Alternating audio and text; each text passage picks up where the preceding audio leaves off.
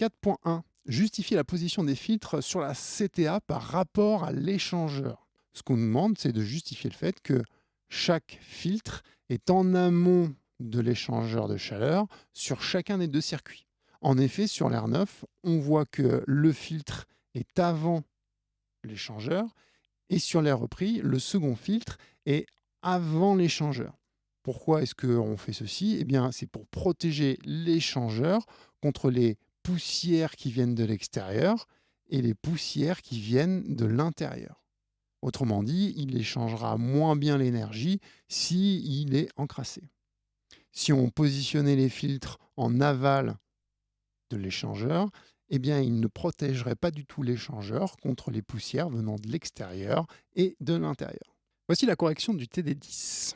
Nous allons commencer par les conditions en hiver. On nous donne la température de l'air extérieur qui est de moins 5 degrés Celsius. L'hygrométrie relative de ce point est égale à 80%. La température interne du local est de 20 degrés Celsius et l'hygrométrie relative de ce point est de 50%. Plaçons ces points sur le diagramme. Je place mes températures, mes hygrométries, j'obtiens des intersections et je peux placer mon point intérieur en hiver et mon point extérieur en hiver. Maintenant, il va falloir tracer l'évolution de l'air neuf qui passe dans l'échangeur jusqu'à la température θ1S. Nous savons que nous allons avoir un chauffage de l'air, donc nous allons avoir une évolution qui va être horizontale. On part bien sûr du point EH qui représente l'air extérieur et on trace une horizontale en pointillé. Quelle va être la température de θ1S, sachant que nous connaissons l'efficacité de l'échangeur qui nous est donnée pour une valeur de 60%. Voici la formule que l'on nous donne dans le sujet.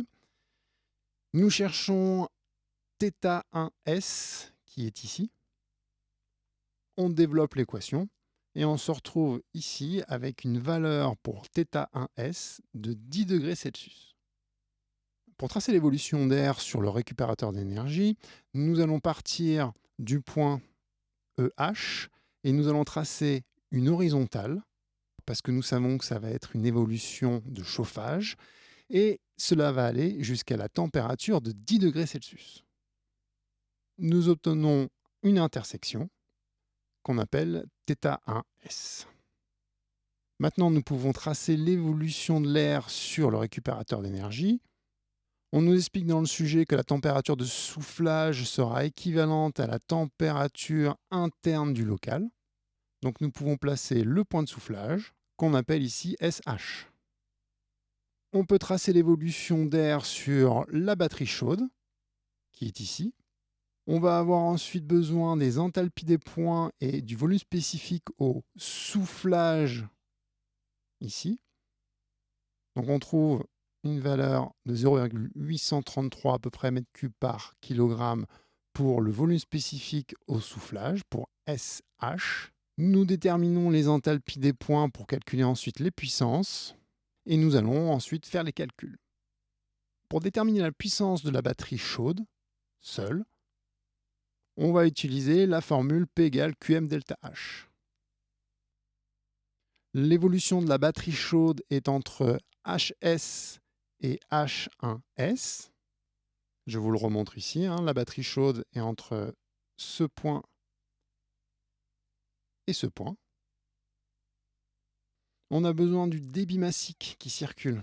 On nous donne dans l'énoncé le débit volumique étant de 2500 m3 par heure au soufflage. C'est bien précisé au soufflage. Donc ça veut dire que pour convertir en débit massique, il va falloir prendre la masse volumique ou le volume massique au soufflage. Vous connaissez par cœur ρ est égal à QM sur QV et ρ est égal à 1 sur le volume spécifique. Alors, vous pouvez écrire cette équation. On sort le QM de l'équation, on fait passer à gauche. On obtient QM soufflage égale QV soufflage divisé par le volume spécifique au soufflage.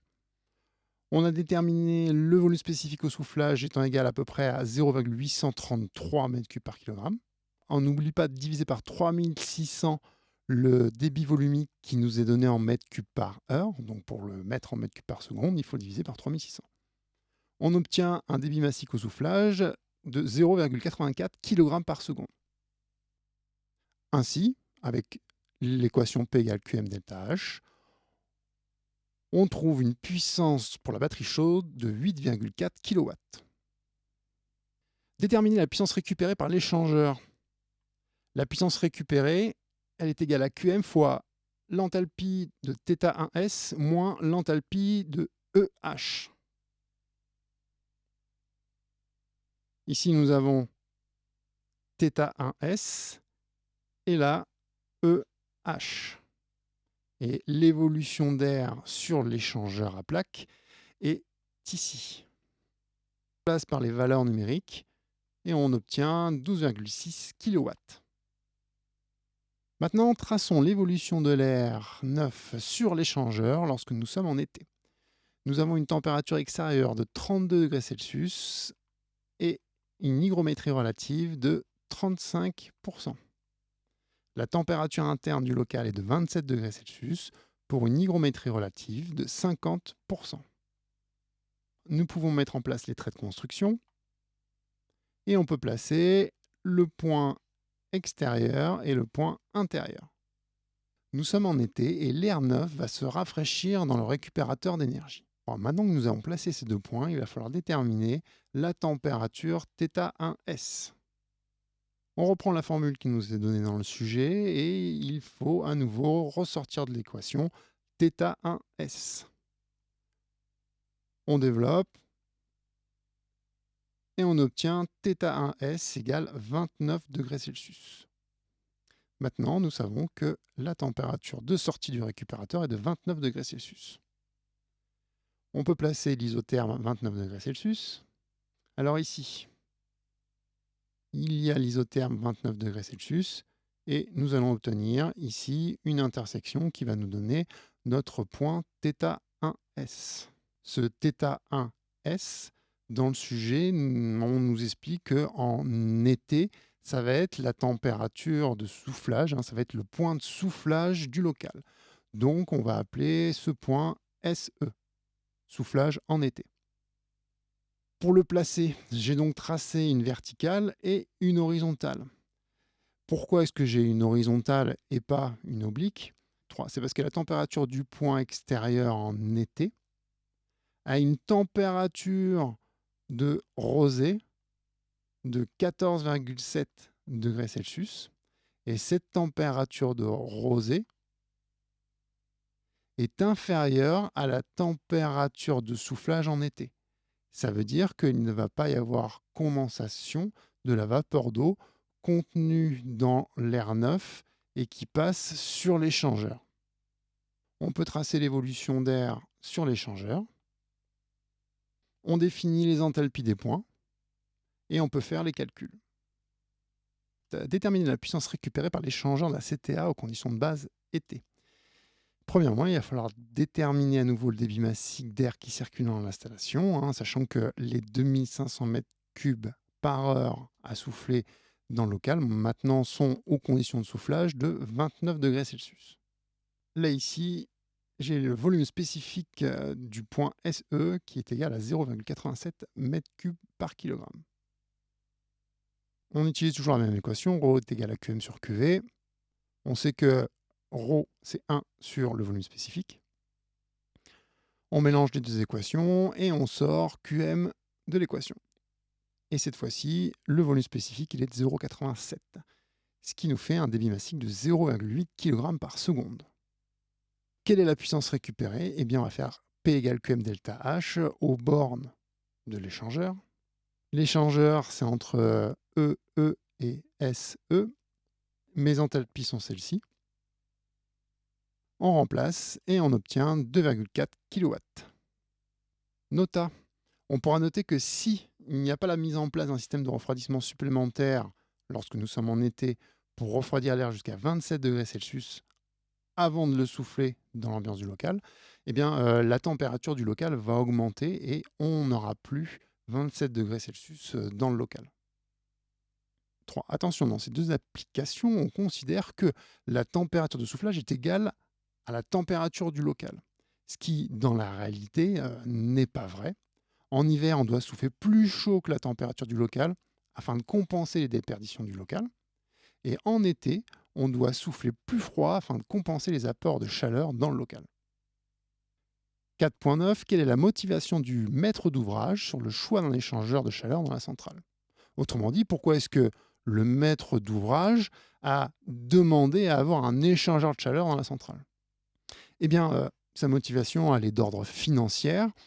Le maître d'ouvrage sait que s'il met en place un échangeur de chaleur sur la centrale de traitement d'air, il va pouvoir, en hiver, récupérer de l'énergie sur l'air repris. Et c'est de l'énergie qu'il n'aura pas à fournir avec la batterie chaude. Et cette batterie chaude va fonctionner avec une énergie que le maître d'ouvrage va devoir payer. Donc, moins il aura d'énergie à fournir en hiver sur la batterie chaude, plus il réalisera des économies d'énergie en hiver.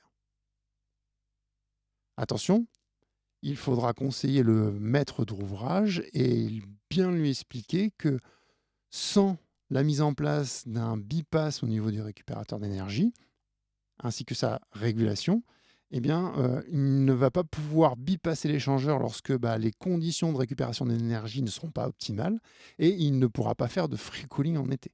Donc, il faudra bien conseiller au client de mettre en place un bypass et sa régulation.